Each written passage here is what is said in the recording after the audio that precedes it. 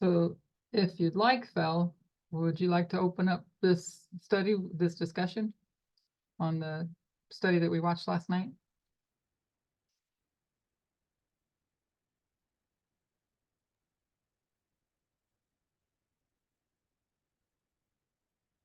Well, um,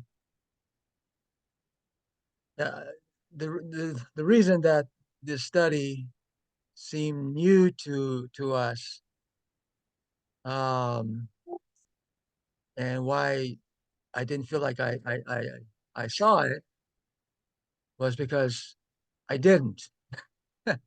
That's the time we were in Ecuador, and there were times when we had some internet problems. So that's probably one of those times that we didn't get to watch the presentation. Let me just clarify, for the recording, it's the US election and prophetic maturity in US election, one of those. And it was Yeah, right after the 2020 election in December of 2020.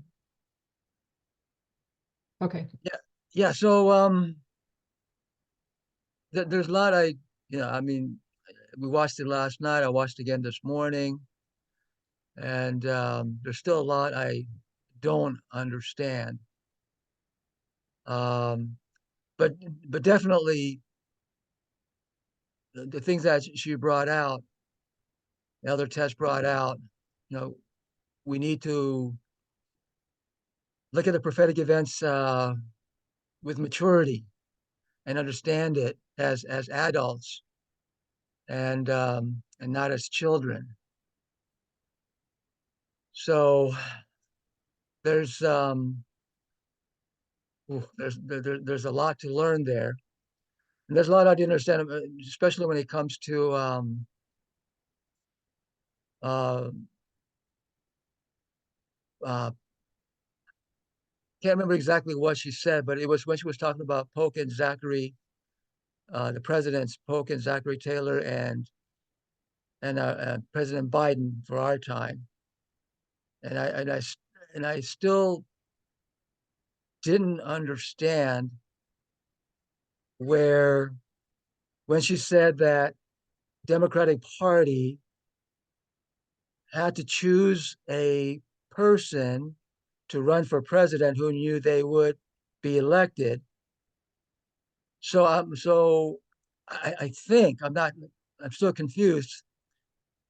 I think what she was saying is they chose President Biden in 2020, or was she saying they're choosing Biden now for the 24?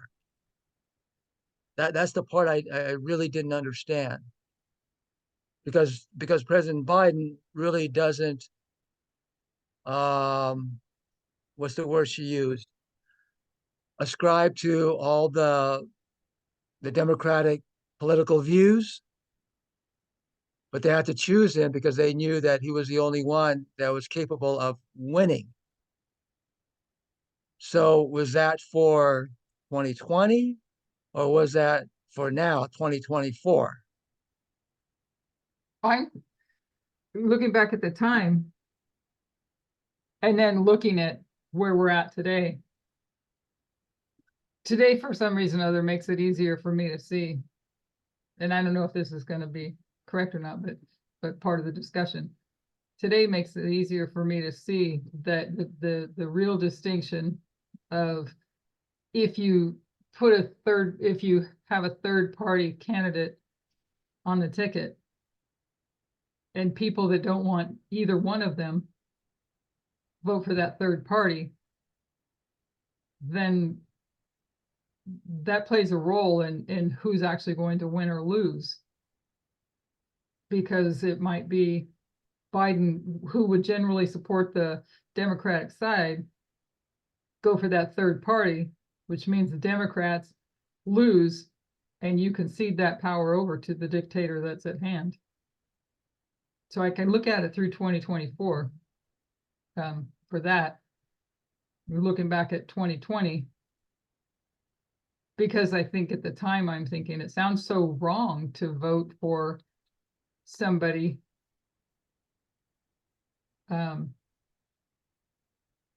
or put somebody on the ticket From just what to make sure they get elected. Go ahead, Donna. From what I understand, yeah, I get that too, but okay, so I'm looking at it, Zachary Taylor, and I just kind of briefly looked at his history, and he was, Polk was so bad at that history that, Zachary Taylor was the only other candidate that, they knew if they voted for that Zachary Taylor, Polk wouldn't be because he was so bad. Like You the see, pendulum had swung so bad right. with And Polk. so like when we look back at 2020 and we see that, like Donald Trump was so bad Yeah, that, honestly, Biden got in because everybody didn't want Donald Trump. right. So Zachary Taylor, so I put Zachary Taylor in that mindset. But actually Zachary Taylor, after doing a little bit of research, he ended up, okay, the one thing about his presidency is people thought that he was, one, handsome. I don't know what that means. And also that he had a good personality and he got along with everybody. So they liked him. A lot of people vote because they like people. A lot of people will vote for people, not because of their political views, but because, they think they're a nice person. So that was one of the things Zachary Taylor was. Also, too, that he wasn't as bad as Polk. And then he was also,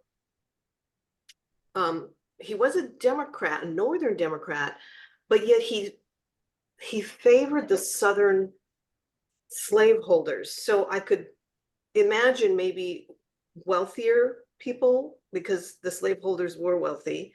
So maybe he had a propensity toward that. But when he got into and he was basically a non-issue president. Like there was so much drama with Polk that they knew that they went like you were saying, Elaine, they swung the pendulum to the other side, thinking that he was going to be a non-issue president, like some calm and it was calm actually when he first got in. It was very calm and no drama basically. But as he started to progress in his presidency, there started to be a lot of chaos. And one of the reasons was because of the Kansas-Nebraska Act, which totally negated the previous Missouri Compromise, which prohibited slavery in the regions, in that region, in the surrounding area. So, anti-slavery was actually pretty big back then. People were moving toward that. And he was for the Southern slaveholders. And so there started to be this civil war started to happen between the people, because then you have people who, were anti-slavery, and then you had the other side who were wanting to preserve slavery. And so he set up the United States at the time, which wasn't a lot of states, to start the Civil War, basically. So he basically, his presidency started that, and it all started from him and his mindset. They started to really dislike him. They started to kind of like hate him. Even his he was from Nebraska. No, he was from New Hampshire. Even the people in New Hampshire didn't like him. So they started to hate him because of his anti-slavery. And after, and of course, after he was president, then there was this big revolt, and then Abraham Lincoln came in, and then you've got the huge, just huge thing.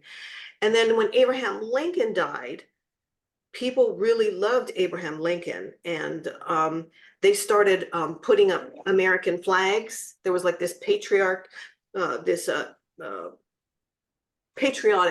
feeling, and Zachary Taylor didn't put up a flag.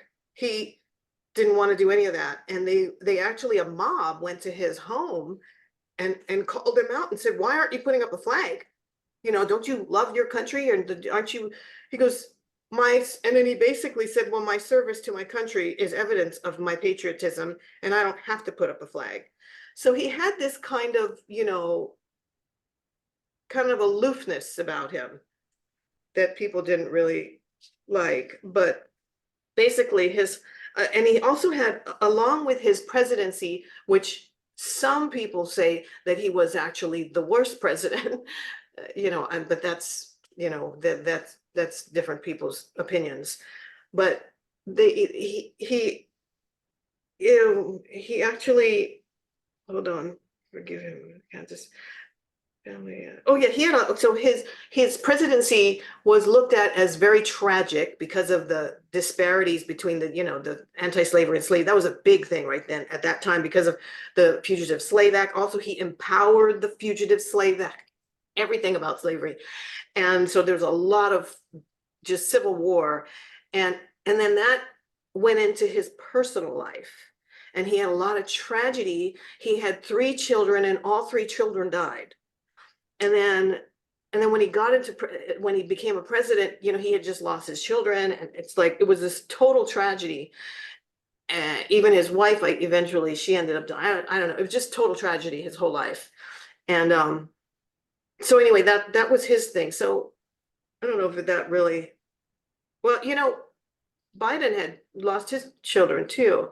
So I mean, there's similarities with Biden too. There's similarities and there's some not so similarities. So anyway, that was just what I got from that whole looking at the compare and contrast between Biden and Zachary Taylor. But I think like what you were saying last night, Elaine, that we're not looking at a literal thing. You know what I mean? I mean, we're not doing Yeah, that. we have to look at the idea behind the Right. compromise, because I think that was what she was emphasizing. Is Right, that exactly. pendulum swings, and things got so bad, you have to make sure his Trump is pretty popular, Right, and you have to make sure that you put somebody in there that can win. And the only one that could win would be somebody that would be willing to work with that side. And so Biden was that one. He was surely known. And if we maybe progress through, or all of us choose to go back and review those presentations, there was a lot of them. There was one that was called Biden, the Compromise, that might help answer some of this as well, because they needed somebody that would not be so hard left, that wouldn't work with the right, because someone like that would no way get elected. And if you want to defeat that tyrant, then you have to look to help some of those people on the other side. right. But Zachary Taylor was nothing like that, because he was really for, he empowered the Fugitive Slave Act, and he was really basically for the wealthy Southern slaveholders. But that would be a compromise if he was from the North, right? Yeah, for people, right. That's why so many people in his district and in his state just ended up not liking him. They liked him in the beginning because why did they like him? Because he was handsome. Right. He had a great personality, got along with everybody. So they voted in him just because of that. And of course, because Polk was so bad. Yeah. But and then when he started to, do his presidency, they were like, oh my gosh, we made a big mistake. But in a sense, if you look at the broad picture, did they? I mean, it's always funny because you look in the moment at what you have and you don't like it.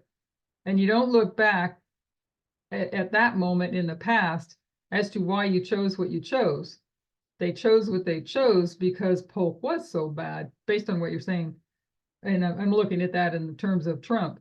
They might have chose Biden based on the fact that Trump was so bad, but then you have the people on the left, far left, not happy with the things that Biden does. But how easily we forget that if it weren't for Biden, Trump would have been president in 2020. Right. That's the main thing, right? Ugh. And so now he's back again, and you have the same thing. Both of them are older. Both of them are, Biden still works to try to work across both sides of the aisle. But like we were looking at last night, I thought it was really helpful to really, each one of these reviews is helping me and hopefully all of us to better understand look at, like she was saying, verse 41, what's coming in verse 41 is now, and Trump has already shown us in 2020 and the January 6th insurrection, win or lose, what he's capable of. And so feminism, we know, fails. The left hasn't stood up for it. We're seeing the UN isn't standing up for it.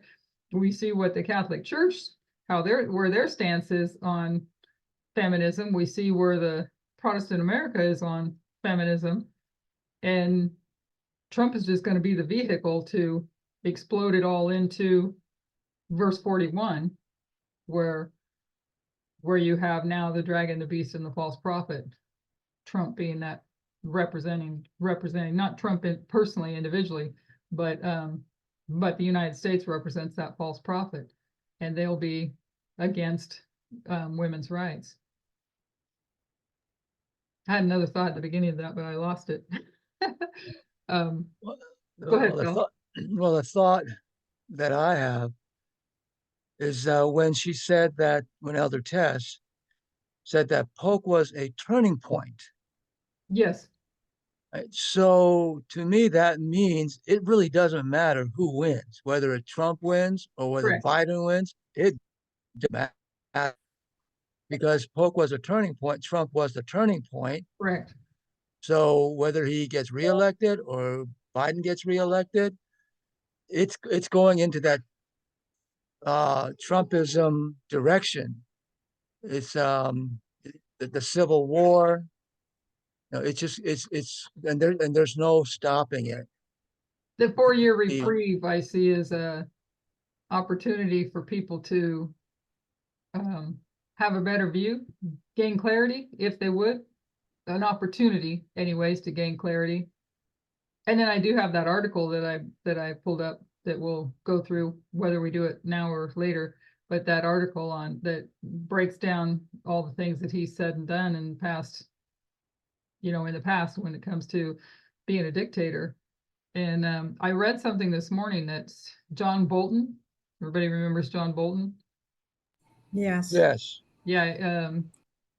Saying that how did it say it? The main reason that he doesn't agree about him being a dictator because he's not smart enough. He doesn't have the brains, I think is the way he said it. And I thought that was really strange coming from Bolton. There was a couple other comments he made, but I thought it was really strange coming from Bolton. And then at the end of the article, he seemed to bring up North Korea and how he wants the same respect that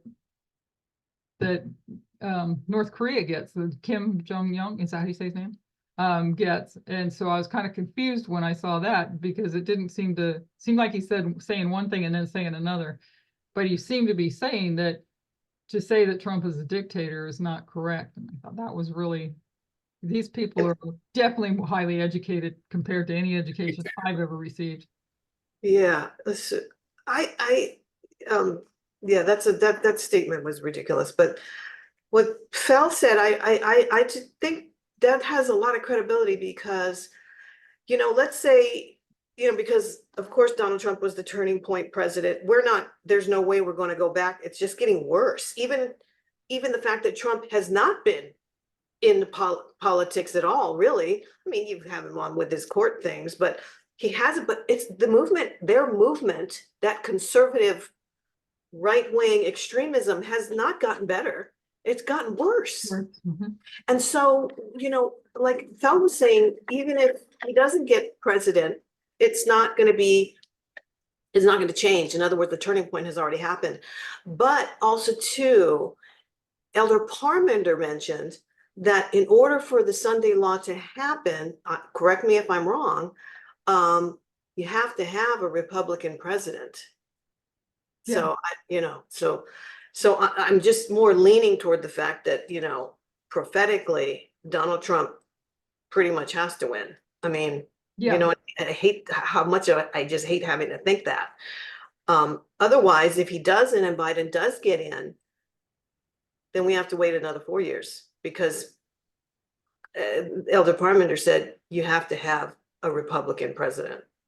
Yeah, you can have a Democrat leading up too, but and Obama was president up through the 2014 Sunday law. But if it's going to be a dictatorship, which we know it is, we know that the institution fails and shipwrecks at Sunday law. And it's, even though we marked him at 2019, it was the death of a dictator and the resurrection of a dictator. So he's a dictator all the way through, but people don't see it. And so now they've had from 2019 until now to go through and witness. And it seems like the article that I read was like a summary of his profession of dictatorship. And when we look at it from the lens of, well, prophetically, but trying to see it through God's eyes and how God works on humanity, it's the handwriting's on the wall. And like with Belshazzar, the handwriting's on the wall. What are you going to choose? And if you choose the dictator after everything you've seen, that's what happens at Sunday law. So yeah, it would have to be Trump. Another little short video I watched this morning was about 8 minutes, and it was one of the, and I can never remember what they were called, the five back in 1989 that were, somebody I know remembers what they were called, that were accused of rape and imprisoned for raping the woman, throwing her off the roof of a building. Chicago 5? The what? Was it the Chicago 5? Was it, did it say I Chicago? thought there was the Central Park. Yes, that one. Yeah, that yeah, yeah, that's it. okay. And it was CNN and Caitlin Collins, she's interviewing one of them, and he's talking about a letter that he received, and there was lots of letters like that, but he didn't see those letters until long after he was out of prison. But just really vile hate letters towards those that were accused. But then at the end, she showed this short clip of Trump back in 1989, and I guess being interviewed about the articles, the pages, the ads that he put up and stuff. And he talked about, oh, I wish I could remember how he said it. I might try to find it to play it. But about talking about hate. Yeah, I'm gonna have to try to find it. You continue the conversation real quick, because I think it was really interesting. It's back in 1989 when he said it. And when we look at what we looked at last night, how the Republican Party stands for the party of fear. It was significant to what he says now. So continue the conversation while I go and look for it real quick. One of those Chicago 5, Central Park, I think. Central Park 5, ran for mayor of his town and was elected. It might be the Yeah, same. isn't that great? One. Yeah, And they asked him a question on one of the news programs, how do you feel about Donald Trump? And how he put out that one-page ad condemning you guys and everything. And he said he forgive them. yeah. Yeah. Pretty But big it's of them. it's really neat. Yeah. Yeah, I just found it amazing that he overcame all that, Yes, I did all too. that big Very lie that everybody was putting out there, you know. Yeah, I did too. Very inspiring. Yeah. All three of them. And he was, not all of them did well, some of them just, didn't, and understandably, they had to go to prison for such a, extended period of time, and it's just trauma. They were just kids, Yeah. Exactly.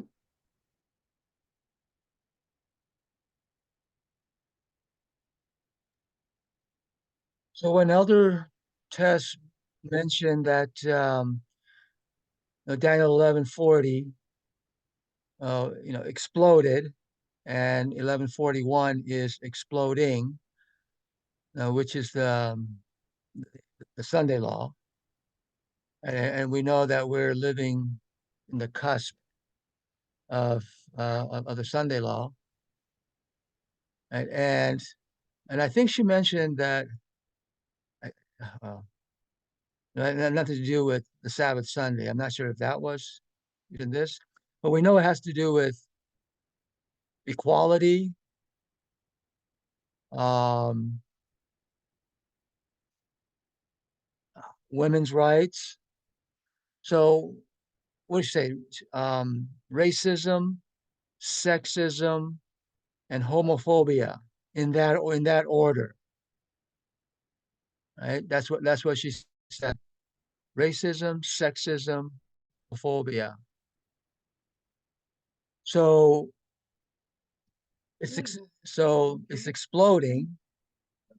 So what do we understand about that?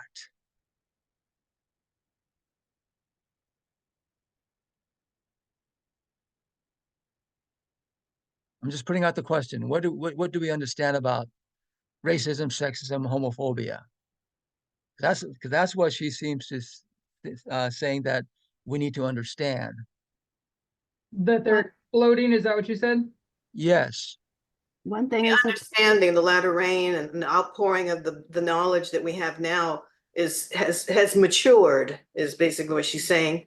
And so now we're adults. We're not acting like children, like when, with FFA and their methodology. Now we are growing up, and the latter rain is poured out. But she says that, I remember she said that, FFA, or at the time when she was doing this, they were, standing on the train tracks. And this has a visual, because I remember doing a presentation with a guy standing on the train tracks, and the train's coming straight for him, and he's looking in the other way.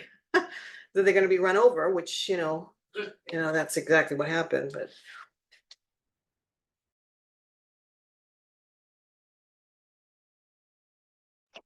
yeah, it seems to me, I'm trying to put it all together, and everything that everyone's shared has been very helpful. But isn't part of the explosion our better understanding of democracy? Like, we can see that happening within the movement. We can see how it's being manipulated and falling outside the movement. And then also radical feminism, and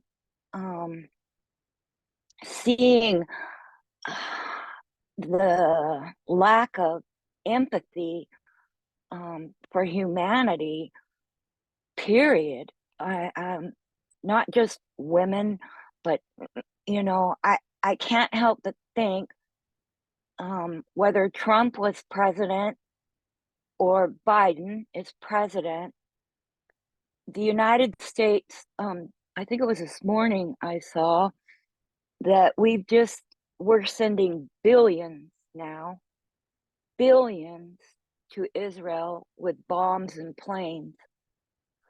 And if there hasn't been enough destruction already there, and they're not getting the aid, and I just can't imagine. And people are saying that, oh, that's it, I'm done with Biden. But they also, because of doing that, right? But they also say that Trump would do the same thing. But for some reason, they're going to vote for Trump over Biden, even though Trump would do the very same thing, because Trump is also behind Israel and that authoritarian regime. And it's just so sad, because, like you were saying, Bell or Donna, that it had to be a Republican in place, but we can see that Biden has compromised in ways, even though it's not a Republican. Sort of like what Elder Tess was trying to show us, that they needed so many seats, right, to have any power within the Congress, in that presentation we watched.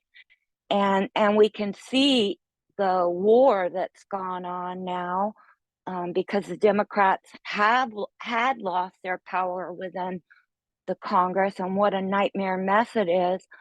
And so, even in spite of having a Democratic president in place, they don't have the ability to backlash isn't the right word, but to do a counter revolution to the revolution that the GOP has happening. And so they can't counter it. They don't have a way to counter it.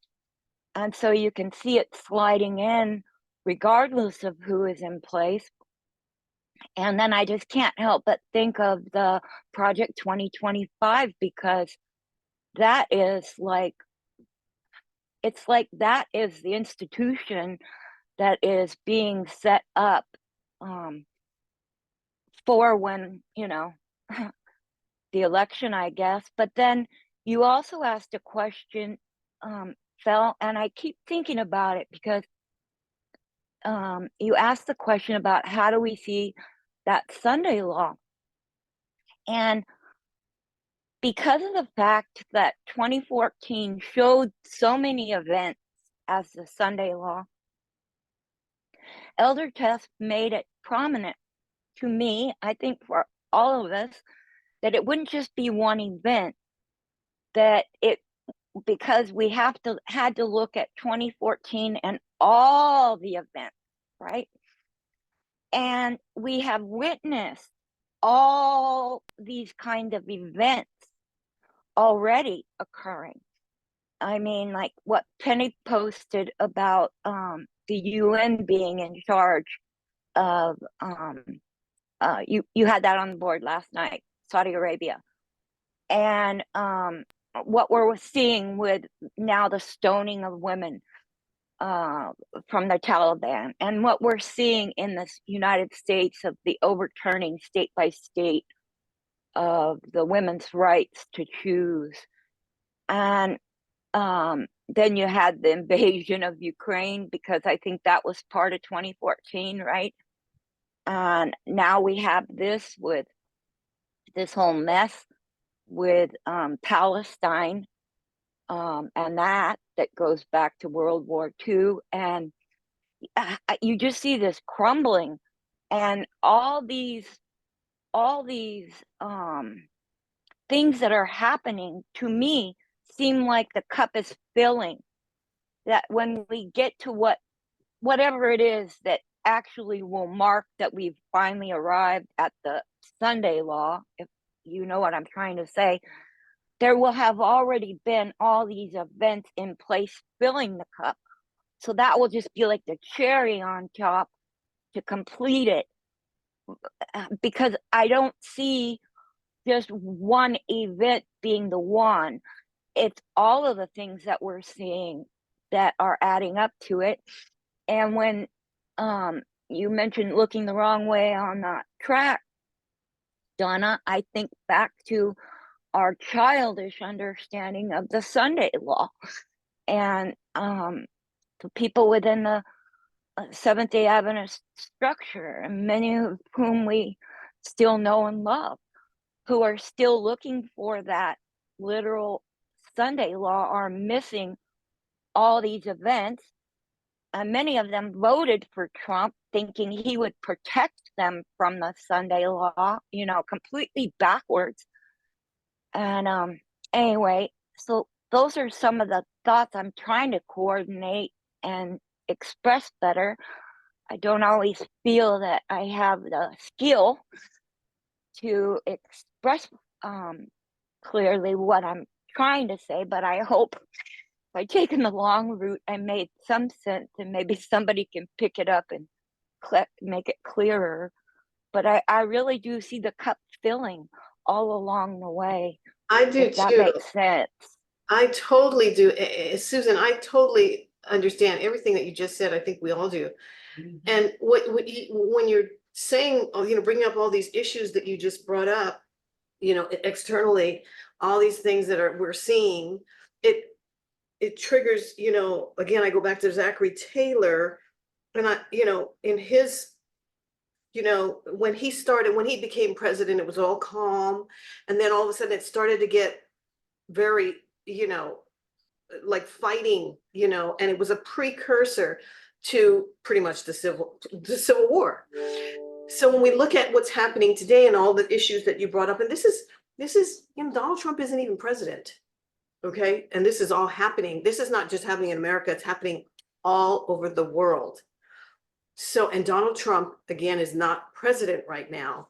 And so I look at what happened back then, and I can compare and contrast is, during Biden's administration, yes, there has been a bit of calm, but yet underlying all these other things are happening that are so disturbing and are, like the stoning of women. Would we even ever think that that would ever happen again? I mean, I'm sure that in some little remote places it's still happening, but on a worldwide thing, I mean, what, how, and then in the UN where it's, now Saudi Arabia is going to be in charge of, Yes. I mean, And international silence when they talked yes. about stoning women.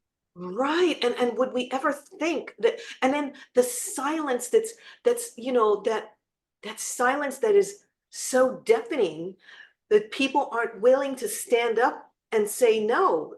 Like, peers within the UN do not have the courage to dissent and say, I think that probably not the best choice. Maybe we'll select Netherlands, or maybe we'll select another country that's a much better representative of women's rights. No one there, and that's a scary thing, no one there has the courage to stand up and say, I dissent amongst their peers. Now, what's so sad about Saudi Arabia being elected under that UN thing? There's hundreds and hundreds of Saudi women still in prison. They never did any harm to anybody. They're verbally and marched in disagreement with the control of women in Saudi. Some of them are fortunate enough to flee and go to Australia, but they're still in prison. They should be released if Saudi wants to get involved with the UN like that. And the fact that Amen. people, their own peers in these different countries, do not have the courage to stand up amongst their peers and say, hey, look, buddy, maybe that's not the best, group that you need. Maybe you should select this one here, over here. They got nobody there to rein in. It's just so bleak, like it's so bleak in the And US. I think, sorry, Yes. I think Elaine mentioned last night, and it just rung out so loud to me. I'm still thinking about it, but I didn't read the actual article. But I think Elaine mentioned 45 people were silent, or when they chose Saudi Arabia. Yeah. I think Yeah, everyone. 45, and that everyone- just rung out because 45 number. is the symbol for Trump, and Trumpism Gosh. and this insanity we're witnessing, Yes. Okay, Jack. I think Jackie has a hand up. Thank you, Donna. Thank you. Oh, I've enjoyed the dialogue and you're sharing your thoughts, everyone. Something Susan said about the structure of our government here in the United States. And I'm looking to see the Supreme Court and what part they're going to play in this, especially as we know the majority in the Supreme Court are Republicans. There's 5. And the other 4 are liberals. So, that has to take a precedence too, though. Even though, I'm not looking at it like it can't be a Republican that's going to be elected. I think it's going to be tough to have Biden elected because he's got, if he gets, this, who is it, Bobby Kennedy's son, is it, who's running alongside of Biden as a potential candidate, where he could be taking votes away from Biden if he's on the ticket. Right, It and looks he like knows he it. is because he's already chosen a vice president to run with. Right, and he knows he's a spoiler. He knows Yeah, it. yeah, That's the scary thing about it. yeah. So, there again, Biden's running behind anyway in the polls with in regards to Trump. But I just had that in my mind about the structure of our government, how it's breaking down, but we still have the judicial, we have the legislative and the executive. And the executive, the president just signs bills that are passed. If they get any sign that, anything passed that he can sign. So it's got to be that if Trump is in there, if he is elected, that structure is not going to be the strength to be able to hold back all the powers of republicanism gone shipwreck, and of course the whole political system. Really, I mean, we see it going in shipwreck now because they can't get anything done between the two parties. Right. And a lot of that, I wanted to mention this too, because the megas make up about 20 people on the Republican side. And they're the ones that are causing the problem, very much so, with the Republicans, because Trump is grooming them. And he's telling them what they're to stand up for and what to stand up against. And they're doing exactly what he says, which isn't good, of course, for the country, or to even try to come together and get anything done as Republicans. They can't get anything done. The latest now is Joaquin Jeffries might be the Speaker of the House in place of Johnson, because Johnson is already on the road like McCarthy was, because the megas want him out of there because they didn't do what the megas wanted him to do or what Trump wanted him to do. So it just looks like, how in the world is that? How are they going to function and get anything done? And another thought is, I mean, I hear this from people around me. What difference is it going to make if you have Trump or Biden in there? You know? Will it make any difference? Right. And somebody mentioned it. I think it was Donna. You might have said it, maybe Susan. Is it going to make any difference between, other than the fact that we know Elder Parmenter has suggested that this is the way it's going to go? Right. Well, if it does happen, I believe that if Biden does get in again, then it'll be another 4 years. And in those 4 years, it's going to get even worse.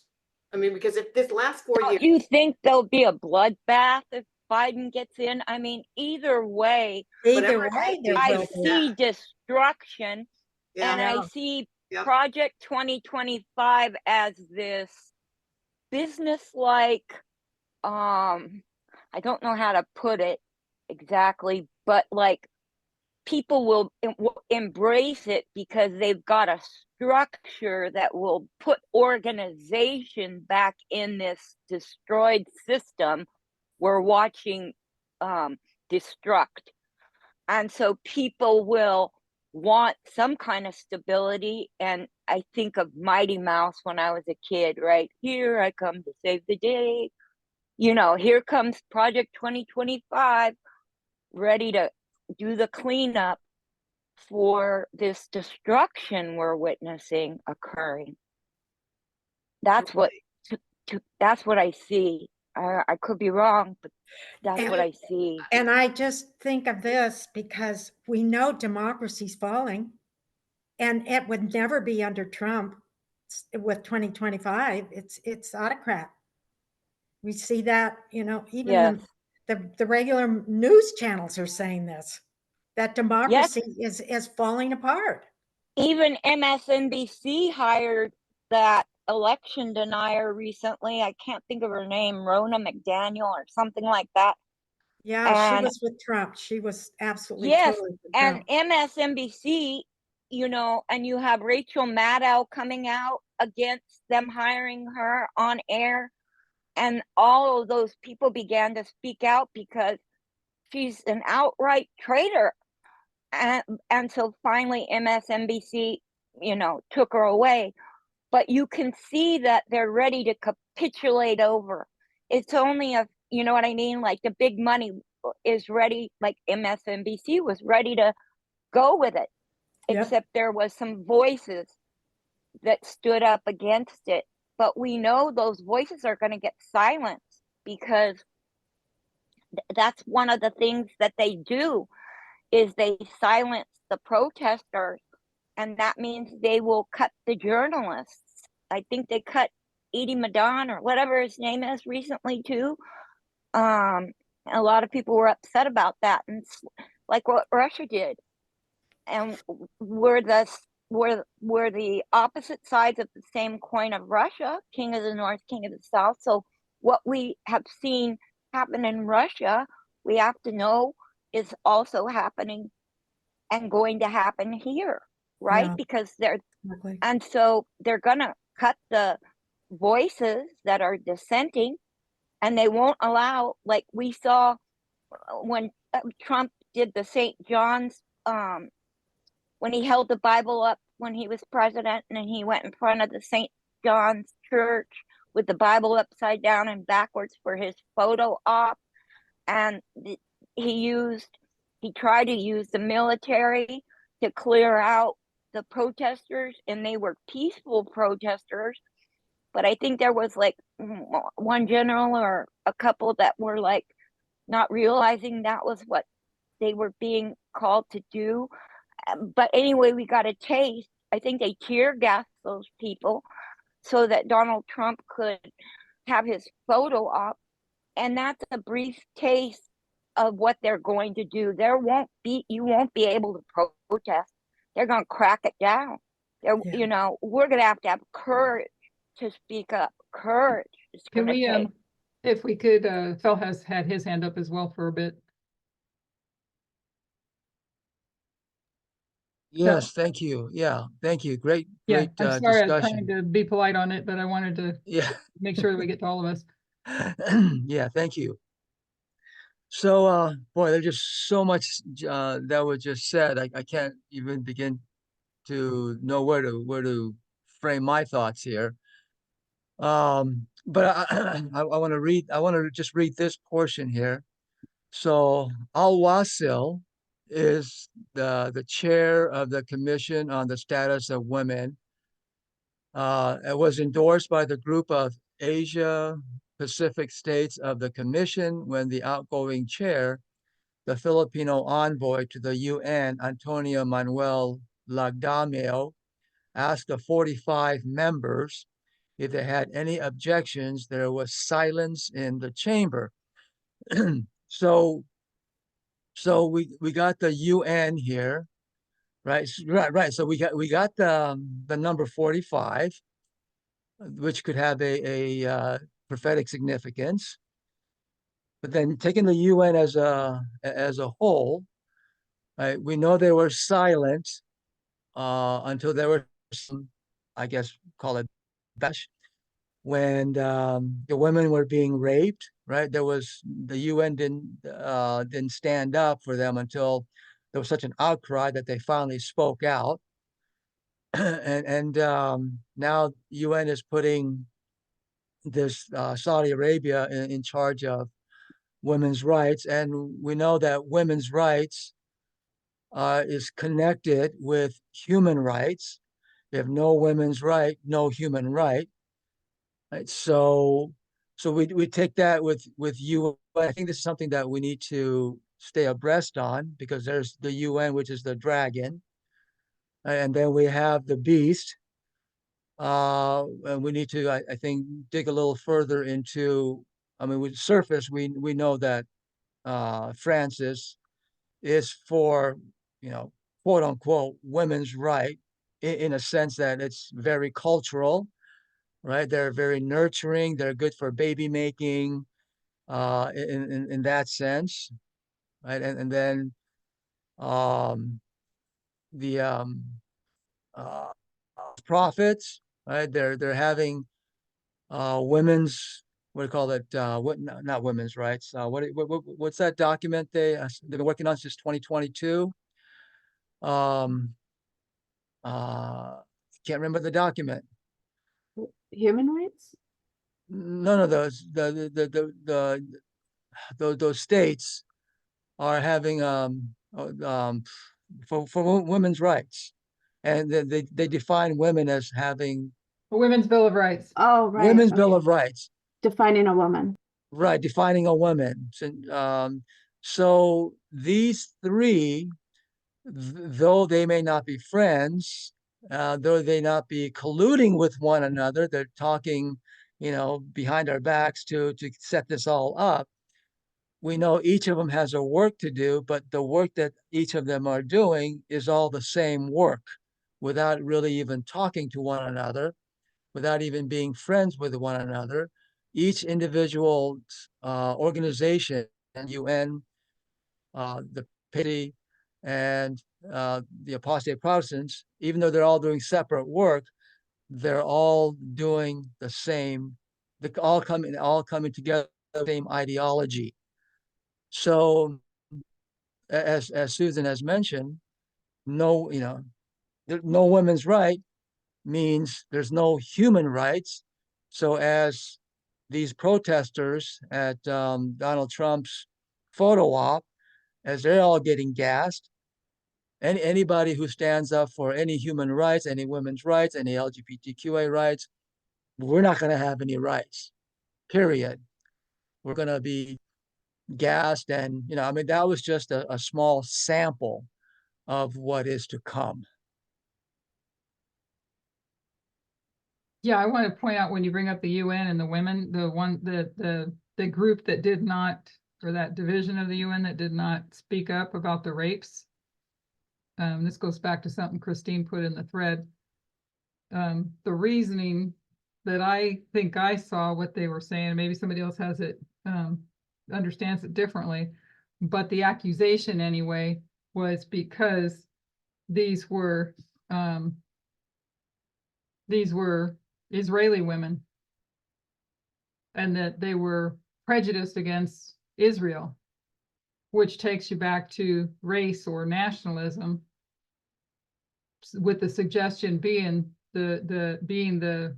that women's part of organization, I don't remember what the division was called, when it comes to oversee women's rights, did not speak up against the atrocities, against the rapes and such that took place on October 7th against the Israeli women, was because of their hatred for Jews. In other words, making it race or nationalism. And as Christine said, if you can't understand racism, you're not going to understand sexism and homophobia. So where you have women that are not standing up for women's rights because of nationality. So I just wanted to add that into that. I did find a video finally. Took me a few minutes to find the right one, just to give a little context to it, so we don't have to watch the whole thing. We'll just watch that clip about Donald Trump. She's talking to him about the issue of the gag order that was placed on him, on Trump, now currently, and yet how he's speaking out against the judge and the judge's daughter, and how those words get people killed. So this should be cued almost right to where she brings in the Trump clip. And I think I have it all set up to hear, but if you don't hear it, put it in the chat really quick. Do I have hatred for them? And I said, look, this woman was raped, mugged, and thrown off a building. Thrown off a building, on top of everything else. She's virtually, she's got some major problems, to put it mildly. I said, of course I hate these people. And let's all hate these people, because maybe hate is what we need if we're going to get something done.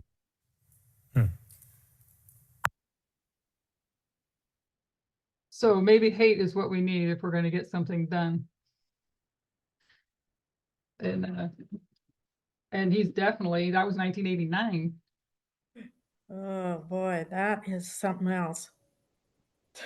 It's funny how Donald Trump can say all these heinous things. He's known for it, and people just, oh, nothing, no big deal. No one ever really thinks that it's any that big a deal, what he says, and he says really horrible things that no president or politician would ever say. He says it and he gets away with it. Because it really shows what the people wanted to hear.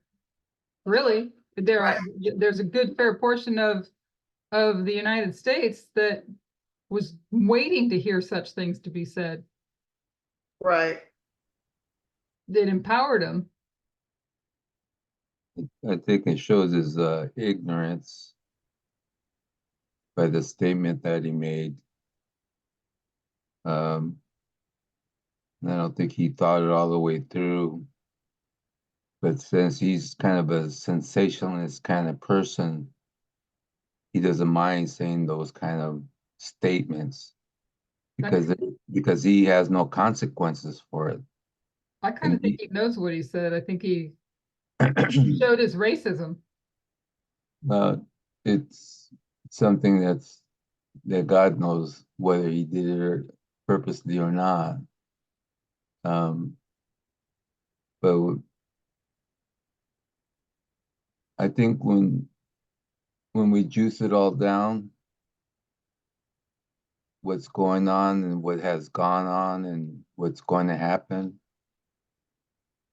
I think part of me thinks that it doesn't matter if Trump is there or not. I think he started the momentum where there's no stopping it.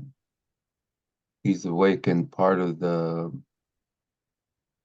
conscience of this country that's always been there.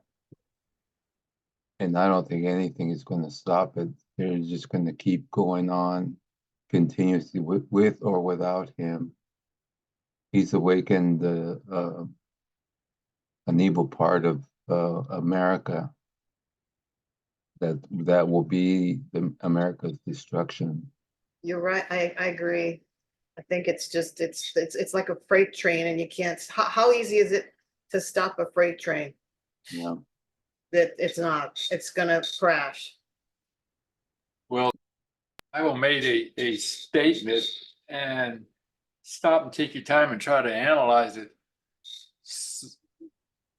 So as it was in the days of Noah, so shall it be at the end of time. When you stop and look at it, did the whole world get on the ark and Noah and his family died?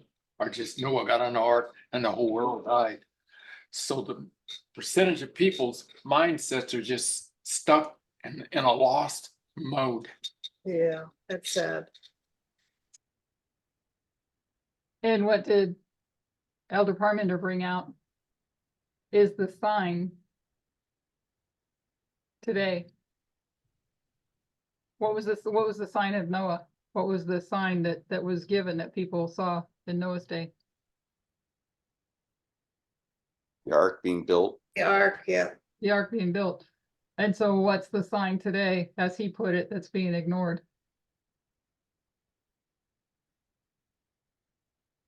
The stone being cut out of the mountain. Yeah. Yeah, completely. Nobody cares. Yeah. I mean, we're like clearly insignificant to the world.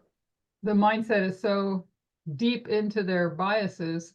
And the point that he was bringing out last night, or she was bringing out last night in the study, is the biases that are in our mind that propelled or brought forth a study that showed how bad Clinton was and completely ignoring the atrocities by Bush.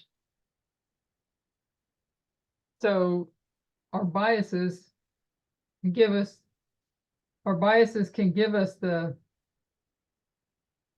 bring us to wrong conclusions. And the title of it was Prophetic Maturity.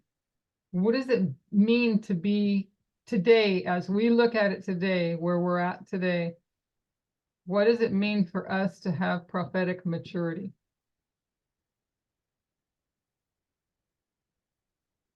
Can anybody define that?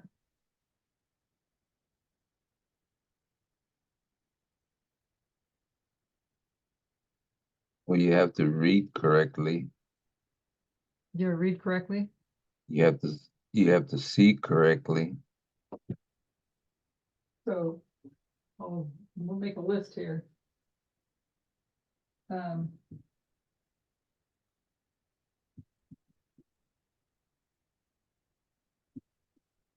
you have to read correctly. We And want you to define that.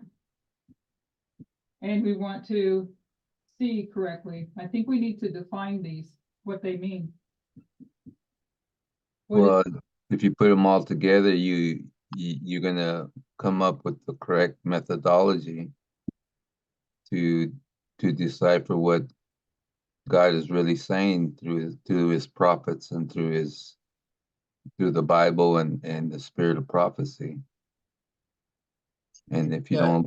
don't do all the because Elder Parman had put it where you have to keep your mind in a couple of different places, come out with the right view of what you're seeing and what is written.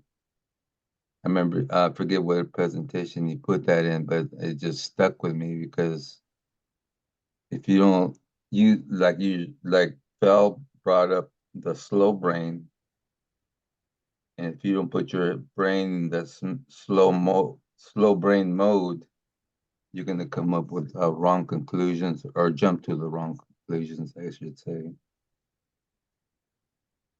Yeah, I Jackie has her agree. hand up. One or the other, Jackie or Phil. Jackie has her hand up. Go ahead, Jackie. Okay, thank you. Something you said there, Elaine, about more defining what it really means here to be mature in our thinking. What makes us mature? You were listing things. I thought about Elder Jeff in this study. What made him, I mean, he was filled with an emotion of fear of the IRS. Yeah, we have. What caused him to go off the track, off the rails? And he led how many people in this wrong thinking he had, this wrong methodology he wasn't practicing. He had the wrong glasses on, and he built his whole fear on this IRS thing. What happened there? Because I wasn't in the movement at that time. I think he had an Apis bull ideology from the prostate Protestant mindset, which started from, the moral majority, their fear of being tax exempt, and that whole issue was because of segregation, and they were afraid that they were going to lose their tax exempt status. And so I think his fear comes from that Apis bull ideology from the apostate Protestants. And he he was an Adventist. He was a Seventh-day Adventist, wasn't he? He wasn't a evangelical before. Right, no, he wasn't, but he was go ahead. I personally, when I first met Jeff in 2019, when we had our first visit in Sacramento to the movement, we had to talk about that. I was kind of shocked that it came up, and he was high stressed and high worried about his IRS, his 501c3 exemption, and wow, I don't know what I'm going to do. He had a lot of money stacked up there and trying to figure out how he's going to keep him paying taxes. That was one of his biggest fears. I was kind of shocked. I'm like, well, what's the real problem if you have? Well, I'm using somebody else's 501c3. I'm like, okay, Jeff, I've heard it. But he had a lot of issues with that. He and him personally talked about that, and I was kind of shocked. Yeah. The last conversation I had with Kathy Pippinger was following our baptism, and she sent me a leather concordance as a gift. So I called her to thank her personally. And when we had our talk, she was very stressed out because she had all the IRS paperwork going on. And it seems that she was the one who was left in charge of all of that, to do all of that. So it was a burden to her. I don't think Jeff did it. I think Kathy did the office and was responsible for all of that. And that was the very last time I talked to her. So it was still an ongoing, issue that they were going through. I don't know how much of it was real. But I think that if you're fear-based, you lack faith, because only faith can chase away that fear. And I was thinking when you asked Elaine about prophetic maturity, because I'm actually experiencing this, so it's the only way I can express it. And I hope that what I say, others of you can relate. Your whole life, I feel my whole life, I've been trained through different experiences for this point in time. And I would never have totally understood all those experiences and the way that they played out and what I learned from them. I wouldn't have really recognized they all thread together, and they all gave me an understanding that I wouldn't have had if I hadn't have gone through the experience. And they all gave me a closer personal relationship, where I sort of, like, how I can explain this is like, okay, Paul had a very special conversion. Whether anybody was there to see it or recognize it, he knew it. Sometimes it's something you can't translate to someone else, because it's a personal experience that you've had. You recognize it, you know it, you see it when it's being confirmed in your life. And what I think God is calling us to do is take these glasses with the prophetic maturity and gather all those experiences and utilize now the lessons, because we're to be living parables. And if you think about it, we are living this parable, and Christ was a parable. And if you take all your experiences as a parable and you put them all into practice, because we're being called and tested to put those experiences into practice. And unfortunately, it's going to happen within our fellowship first, before it happens outside, just as Elder Parmenter told us, the enemy within the gate. And it's psychologically difficult to bear, because often I can look at red flags in my life and I didn't want to believe they were red flags. I dismissed them. I wanted to give the best possible context of the person's action. I thought I was wrong. I must be at fault. But I had learned through different experiences over and over to trust that impression, because it turned out down the road it'd be right, but down the road I would have a lot more damage to overcome because I had ignored it. So now I feel I can't speak for anyone else, but I have talked to one other person who's also experiencing this on the other coast, the other coast ministry. And I just now, at first I was like, oh, this is terrible. But then I realized, no, rejoice, because the trials, these specific ones, are being used to prove us for the big test. So I hope I didn't talk too, I hope I made some sense. I tried not to. I guess it maybe wasn't too clear. I spoke in a parable in a way, but I hope that I made some sense. I know Phil was going to speak as well when Jackie had her hand up. Yeah, I think when you asked about, oh, what was your original question about a prophetic maturity? Prophetic maturity. Yeah, something about what Francisco said. Um, we need to understand the structure. We need to understand the line. Our behaviors are dictated by the lines and not by our own understanding. We can't be looking at through our tinted glasses. When Elder Tess was mentioning about one of the members, mentioning all the money spent on war by President Clinton, yet made no mention about President Bush spending all that money on war, and President Bush spent more than President Clinton, yet President Bush's name was not even mentioned.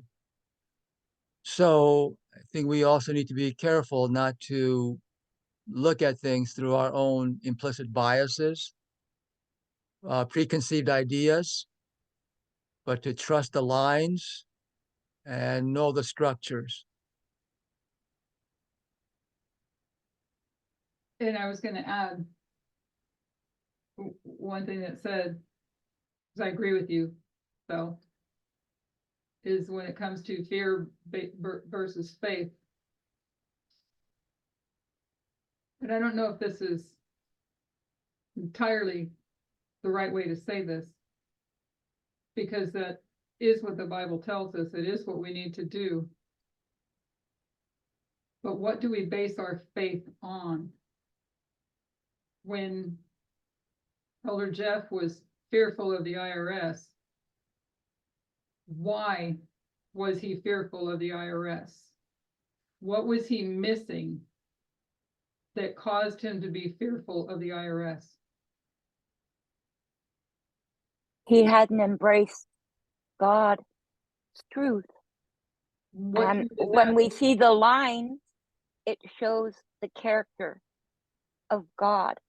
And when we reject what we're being shown on the lines, then we're rejecting God.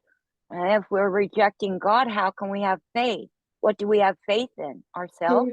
So if the line doesn't show the IRS as part of this model, then what? Then there's no IRS.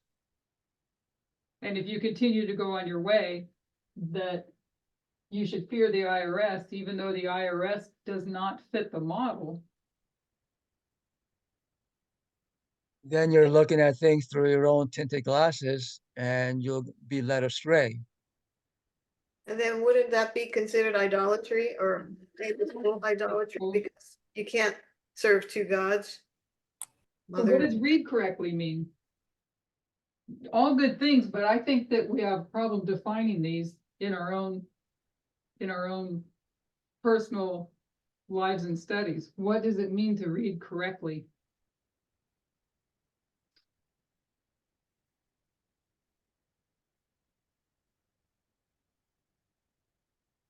Well, I think, reading, how readest thou?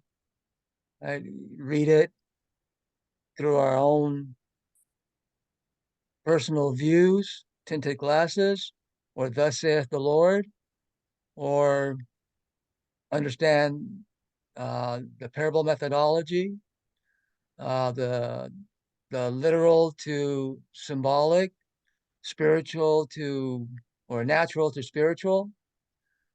So we need to understand parable methodology. In order to read correctly, otherwise we're just, as Sarah put it, we're reading literally, right? Yes. Jackie has her hand up. Yeah, just to make a thought here from what Phil was saying, also what you just said. If the IRS isn't on the line, what's the basis of the IRS? That's money, right? Wouldn't money be the biggest issue of fear? If you don't have enough money, or you're going to get caught because you did something wrong? And then I was thinking what Elder Tess brought out in this study too. What's the Constitution? The Second Amendment, the guns. What are the guns for? You have to have a gun to protect yourself because you fear somebody's going to take something away from you. So I got my gun. So those are connected together. I mean, that's not faith in God. That's faith in yourself. Right. Faith in keeping your money and hanging on to your assets and fearful you're going to lose them. I agree. Totally. Thank you, Jackie. Yeah. And fear you're going to lose your money. And what are you going to do if you don't have any money? Or even maybe you did something wrong and you might be arrested. But is that what we're supposed to fear? No way. We're supposed to fear. The thing that I see you should fear is fear of the Lord. Which is what? When Fearing the Lord means he takes care of that. You do your part. You understand his word the way he is interpreting it to you. The way You trust that. Yeah, the way they. Yeah. The way God interprets his word to us prophetically, with a prophetic lens. She brought that out. The prophetic lens, and Elder Parmenter talked about it on that second study. It's Right. not a literal understanding. It's a prophetic understanding. I agree, Jackie. You know, aren't we supposed to be not of this earth, not focusing on what's on this earth and the things that go on? We're supposed to be sort of detached from that. Right. I mean, Yeah. evangelicals and the Protestants have gone down that hole. They're all about the money. And it's, So for is me, your president, Donald Trump. His And God so is is the money. SDA church. that's The institutions are based on this. What You know- when it comes to fear, based on what we've learned, what should we fear? So we're saying fear God. Let's take it further. What should we actually fear? be fearing of falling off the platform. And what is the platform? It's line upon line, kind of, and what's on the lines. You know, what's written in there, and what we're supposed to see and do with that. I know, I think I asked it the wrong way when I said what's on the platform. I think how to ask it. Luke is saying fear the, where did I see that? Sorry. Relying on our The own way biases. that God has led in the past. What is, okay, so what's the sin that fills the cup? Iniquity. Define it, because if we're a Seventh-day Adventist sitting back in our Seventh-day Adventist church and we're told the sin of iniquity is what fills the cup, and what have we learned that iniquity is? Well, in the Millerite time, it was complacency. Anna has it. You know, Patriarchy. patriarchy. You're sitting in the Adventist church and you're going, yeah, amen, amen, amen. I'm supposed to fear iniquity. I'm supposed to be righteous. And I'm this strong patriarchal, faithful member to God because I stand for patriarchy. So what should we fear? Fear God. Saying fear God is, I don't know if this is right. I'm going to just say it out, is a Laodicean thinking. You need to define it. Otherwise, where were we in 2019 without the definition? And not only that, where were the Millerites? So They so failed what- too. What are we to fear? Patriarchy. I mean that. And Falling away from the and truth, is patriarchy in me? right? Not Asking is that question. patriarchy in you, but is patriarchy in me? Aren't we to examine ourselves? Daily. Yeah. Daily. Because we can be walking along and thinking, well, yeah, I fear God. I fear, walking in iniquity. And I got this idea of patriarchy, but I'm still being sexist this way and that way, but I don't see it, so it doesn't really matter, or what have you. I'm going to go walk into the Sunday law with my still patriarchal heart. And there are other things, because he's also, Elder Parmenter's pointed out, the test of leadership. Because if the movement has established truths, and then we differ from those established truths, are we trusting leadership?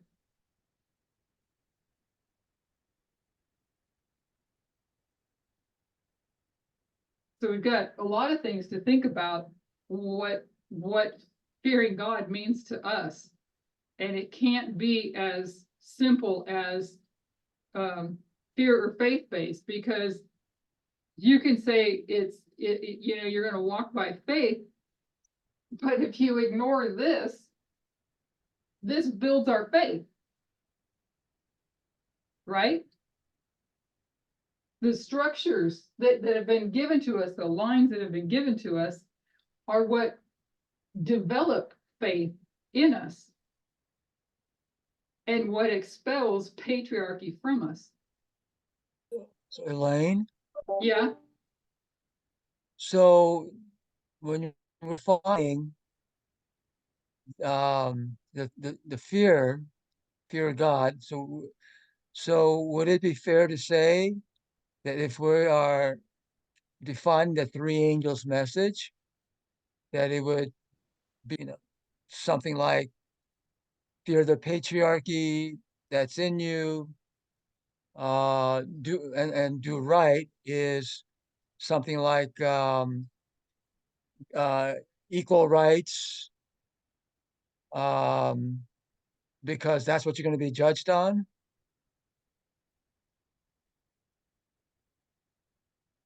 I know I'm not saying all the right words, but in that vein, would that be the three angels message for our time? Because doing right is equality, gender equality, women's rights. So fear the patriarchy, because and do by giving equality, standing up for the LGBTQIA plus people, giving women's rights, because that's what you're going to be judged on. That's the judgment. Would that be fair to say? Yeah, well, what fills the cup? It's patriarchy. It's patriarchy. So I don't know if it's the right way to say it, but what we ought to fear is whether or not patriarchy is in me. Have I examined myself? Because the line shows us what fills the cup. The structures, all the lines that we've been given, show us what fills the cup. And you could do one of two things. Well, I think they'd both be the same. You can, I don't know if I'm going to phrase this right. You can come to this part and believe that you accept that patriarchy is the sin that fills the cup, but reject the structure that gets us there, and then make wrong applications going forward. If you're making a wrong application, what are you saying about this movement?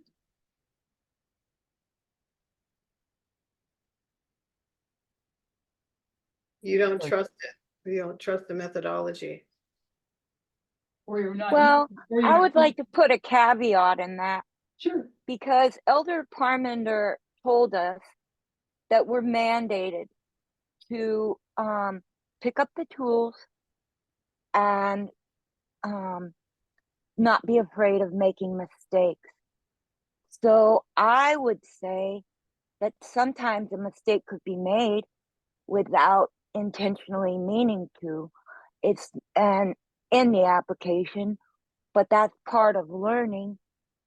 And if we don't try, then we're only going to say, well, Elder Tess said this to prove our point, or Elder Parmenter said it, so it is, to prove our point. So in order to prove our point, we have to make the truth be a part of ourself. In order to do that, you have to practice with the tools. And we're not always perfect artists when we begin practicing with tools. So I would just say, be careful about saying that if you're not doing correct application, because you could be trying to, and it might be wrong.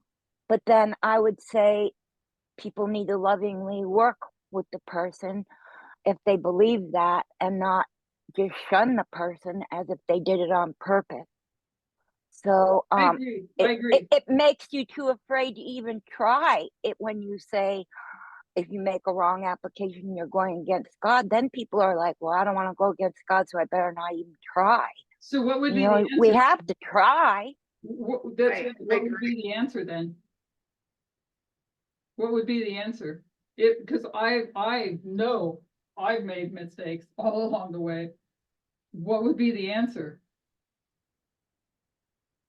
The presenters should be given critical feedback, not in a mean way, but, just say, I think in this, like a lot of the presentation, like 80% of the presentation could be correct and a portion of it could be incorrect. And if they just give some positive feedback, instead of just, saying, well, don't watch that presentation because it's incorrect, like 80% of it could be based on facts and done correctly. But they're being kind of like shunned and not giving good feedback to even know where they went wrong. How do you get that feedback? If you could help, how do you give that feedback? I don't understand your question. With love. One-on-one would be a good start. Go directly to the person, like the Bible says. Right. Not publicly, right. Because then you're shaming the person in public, and that's not showing good on the person who's doing the shaming. Right. And if you're not willing to answer and you just make expressions on your face, like you're doubtful. I'm trying to use an example and not talk cryptically, but it's really hard because I don't want to put any names out there. But a question was asked to the presenter and the presenter wouldn't answer it. The presenter hedged around it, but also gave kind of looks on their face as if they didn't approve of it, but they didn't explain why. And so it sort of like tainted the person's presentation. It wasn't made clear. And I don't think that's the best way to go about it.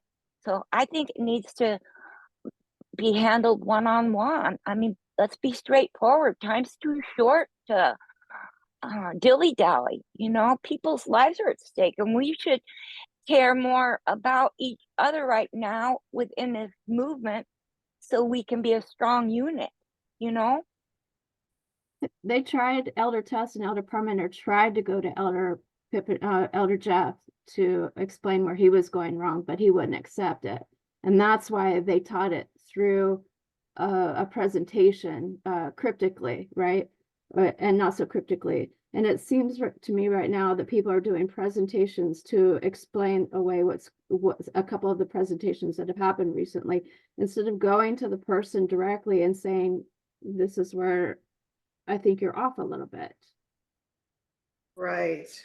And it's undermining the presenter. So the rest of us are seeing this and we're like, well, I don't want to present anything because they're, the only people that count are Elder Tess and Elder Parmenter, so why present if our whole presentation is going to be just dismissed just because we made an incorrect comment, or our vocabulary was incorrect, instead of it being, you know, brought out directly, not shamefully, but directly in the public, so everybody can understand, okay, well, this much is correct, but there's this where it's going off a bit, where we don't think that it's following the logic of the movement. How It's, did Jesus teach?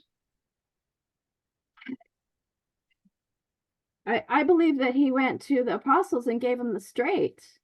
But what did he give them first? He gave everybody the parables first, but when they asked for clarification, he gave them clarification. Okay. So you teach it through the structures, through parables. And if you want understanding, come and ask for understanding. Is that correct? Is that what I'm hearing? And I think that's part of it. And I think also there's got to be humility involved. So when you're corrected, so how you're corrected, or the correct, well, for the lack of better words, let's say the corrector has to have the correct motivation to correct gently, and the corrected has to have the humility to be corrected. So I think it goes both ways. And what's the purpose in, what would be the purpose in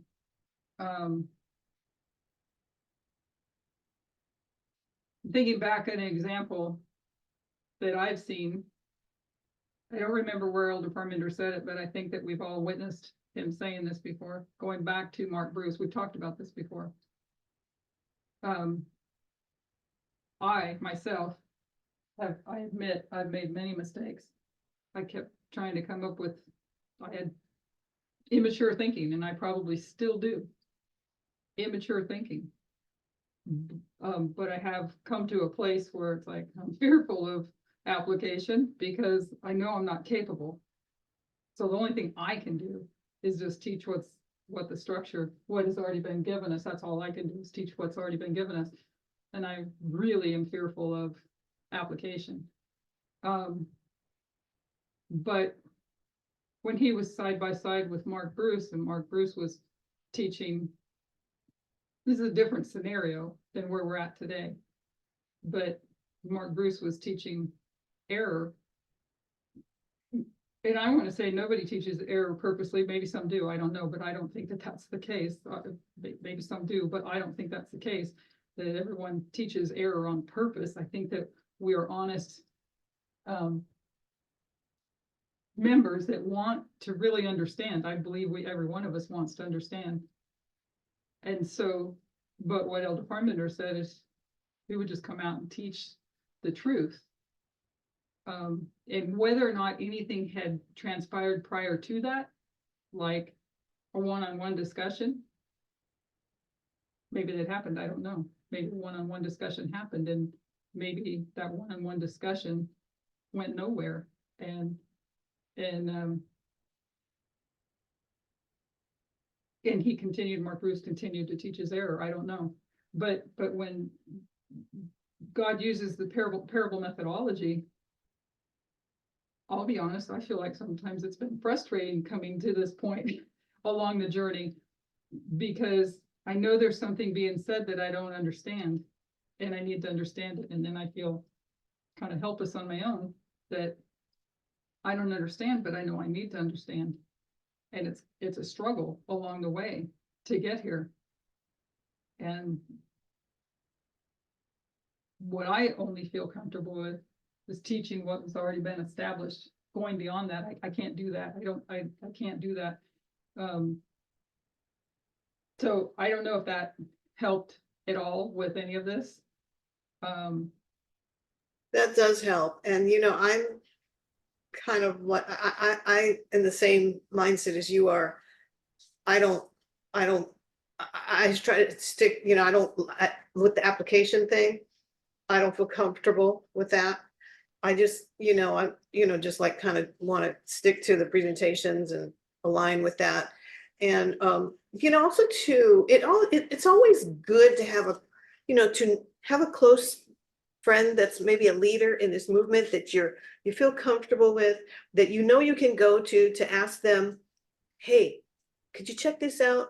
Could you critique it? Tell me what I've done right or wrong. Give me a good understanding of, because I don't want to be doing anything wrong. It's really good to have someone in this movement that has a leadership position that you trust and that can give you that information, and that you're okay, because you're friends, you feel comfortable with. And if the person said, okay, there's one thing that I see that, maybe we'll talk about. And then when that person tells you that, you feel okay, because you've got a friendship there, you've established, that this person wants to help you and I want to be helped. You come with that, please tell me, because I want to know that I don't want to get anything wrong, because I don't want to mislead people. It's important to have that relationship. We all should have a close relationship with some leadership, someone in this movement, so that we can go to, and that we don't have to depend on, somebody or a presentation that, is going to, point out things that you did that, no, somebody didn't come to you. I think that's really important, to establish that relationship with someone, whoever it is, that has a leadership. And I know how when I always, like Elaine was saying, examine your lives daily. And this is just my habit. Whenever I have a problem or a question about something, I first stop and ask myself, is this the way God would, is this the way God thinks, or is this the way I'm thinking? I want to know what God is thinking in this area. I want to be aligned with his mindset. And so that starts me from doing the research and constantly thinking, I don't want to put my biases out there. I don't want to have anything, when we look back at this presentation that we watched last night, when we look back at Elder Jeff, he is a perfect example for us of what not to do. I'm not saying that he's a bad person. I'm just saying, in the fall, all the mistakes that were done, with the mindset, and Jackie, she asked that question, how did that happen where, Elder Jeff thought this way, because he was a Seventh-day Adventist. And the thing is, what I have to say is, I was an apostate Protestant when I came.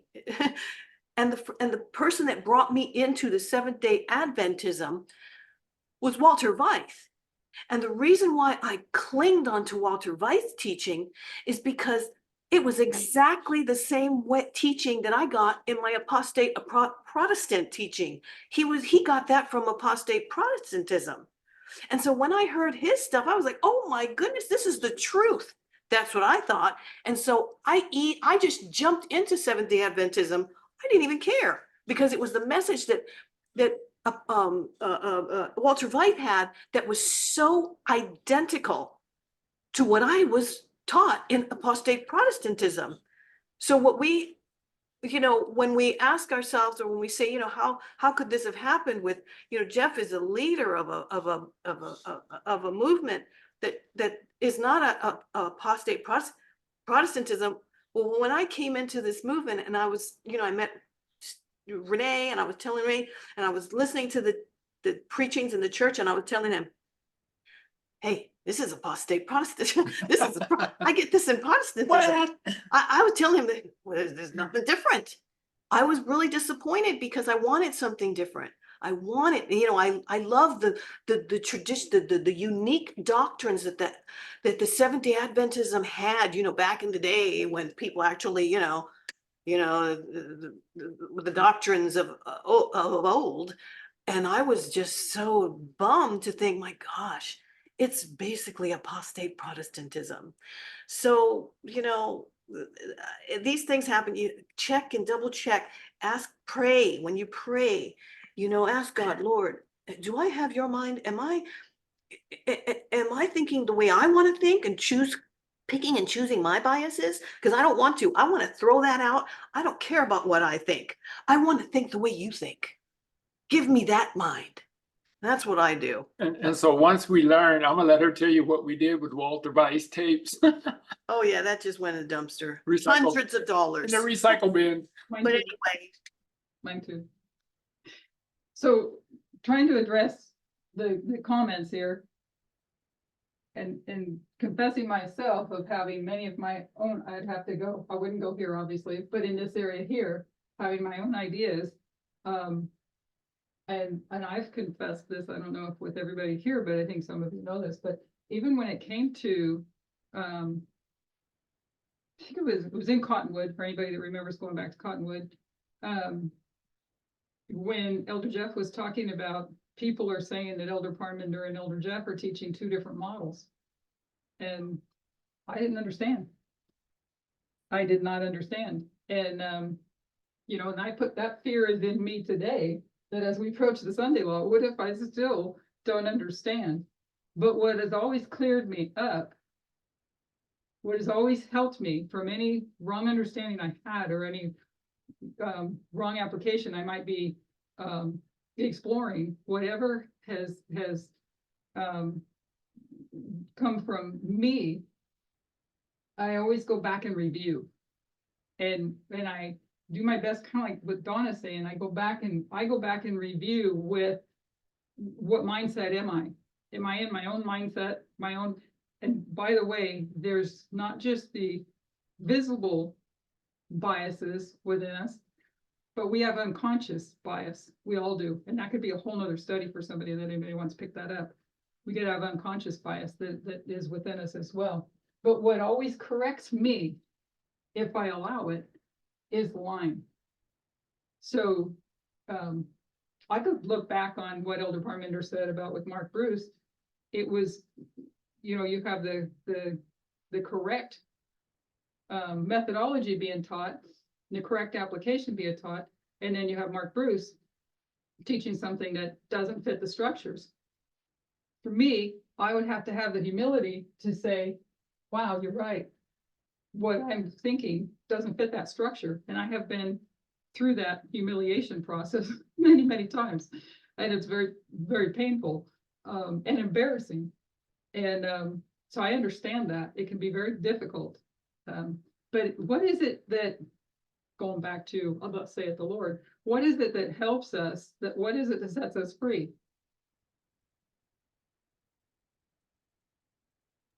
Just plain thus saith the Lord, what sets us free? Truth. The truth, right? So along my journey here, I went all kinds of different ways back early on when it came to Walter Weiss, all of that. You may have, I don't know if you did as much as I did, Donna, but maybe you did, because I know you have the same zeal that I always had in that as well. But I was duplicating Walter Weiss by the hundreds and sharing. oh, I remember that. That's right. And yeah, So we didn't do that though. yeah, I did. And I'm horrified to even remember those days.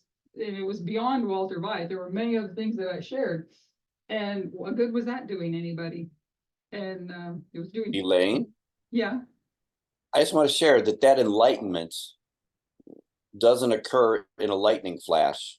it doesn't. You're right. As Susan was starting to say, you know, I look at the book Steps to Christ, and it reveals there that long before we even recognize it, the Holy Spirit is leading us and guiding us and bringing us to a place where we can't even recognize that God is trying to work with us. Amen. And so it is a journey, it is a process, it is progression. And I look back and without going into any specific details, I look at my own experience and realize that there are times when some of the things that were being taught correctly, it was true, that I heard it, I didn't understand it, and we just have to be patient with each other and with ourselves to have, as you said, to be earnest about wanting to know the truth and the Holy Spirit will help us to figure it out. Because there's a lot of people, I've heard testimonies over the years of other people that said, man, I wouldn't be in this movement today if just wasn't patient, because some people said it took them years before they understood things the right way. And it's true. I mean, we can go back and look at presentations that were done, several years back and now, and it's like, wow, that seems so plain now, but at the time when we were learning it, it was cutting edge. So I just want to mention that, this enlightenment that we get, this understanding that we get is something that comes over time. And the humility needs to be on both sides of the fence, with the person who needs to humbly be able to unlearn and learn correctly. And for the people who are going to be, involved in trying to help, guide people in the right way. So anyway, my thoughts. Thank you for that. I'll close it off and then we'll pick back up after a break. I'll close it off with this thought or just comment. Back when I was in this history here, let's see, it would be in this history here when I'm with somebody that's emotionally abusive.